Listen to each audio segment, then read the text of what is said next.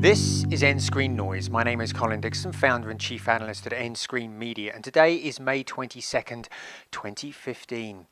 A bevy of announcements this week make it look like high dynamic range is going to be the engine that drives acceptance of Ultra HD by both content providers and us, the viewers.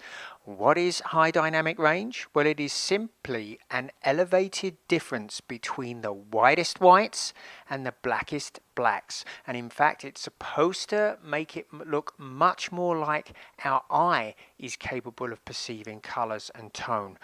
So that's what high dynamic range is, and it certainly seems to be galvanizing the industry into accepting Ultra HD. Fox Studios has announced that it will make all movies going forward in Ultra HD using high dynamic range, and it's even going back into its catalog and upgrading some of its content like X-Men Days of Future Past and The Maze Runner to be delivered in high dynamic range and Ultra HD.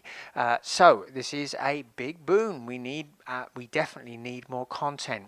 And another thing that we need standardization between high dynamic range. There are a couple of technologies kicking around that people are using. One is Dolby Vision and another is from Panasonic.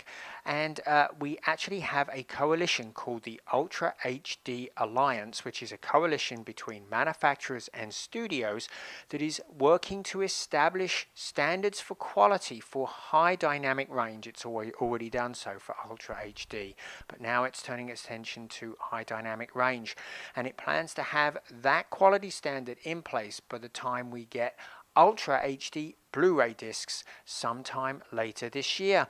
And the good news is that everybody seems to be lining up behind it. For example, Amazon and Vudu and Netflix have all said that they would support Dolby Vision high dynamic range, but now it looks like companies like Amazon are standing behind the UHD Alliance version of the quality standard, and even Dolby is involved with UHD. So it looks like the industry is aligning behind that. So that's a very good thing.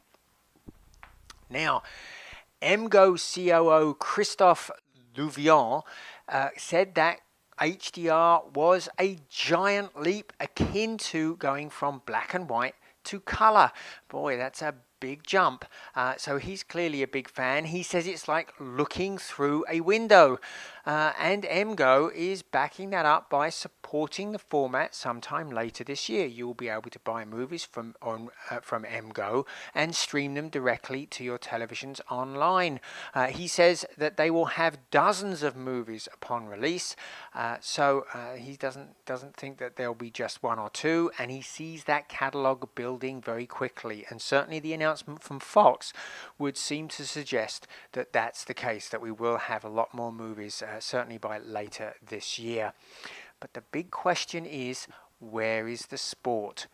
Sport so far has resisted going to Ultra HD with or without high dynamic range. The Olympic Committee earlier this year said that the 2016 Olympics would not be shot in Ultra HD, and actually went as far as to say that they would be trialing virtual reality instead, which is a big surprise. There's certainly no market at all right now for virtual reality versions of sport. But there is a little bit of good news for HDR fans this week from the Italian Cup final.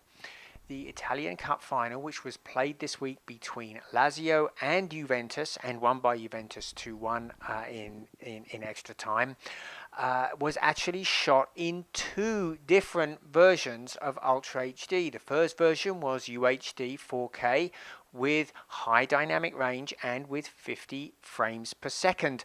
And the second version was shot without the high dynamic range, in just standard dynamic range. And they're going to be comparing those two to see how the two look. Now, the addition of high frame rate is really significant because today most sport is shot at 24 frames a second. And that's why you see a lot of motion blurring when the camera pans. At 50 frames per second, that motion blurring pretty much vanishes. So it'd be great to see that final in full HD with high dynamic range and with 50 frames a second. All we can hope is that it galvanizes the sports providers to commit to Ultra HD and high dynamic range and high frame rate in the very near future. And if they do, you can be sure you'll be hearing about it first here on nScreenNoise. We'll see you again next time.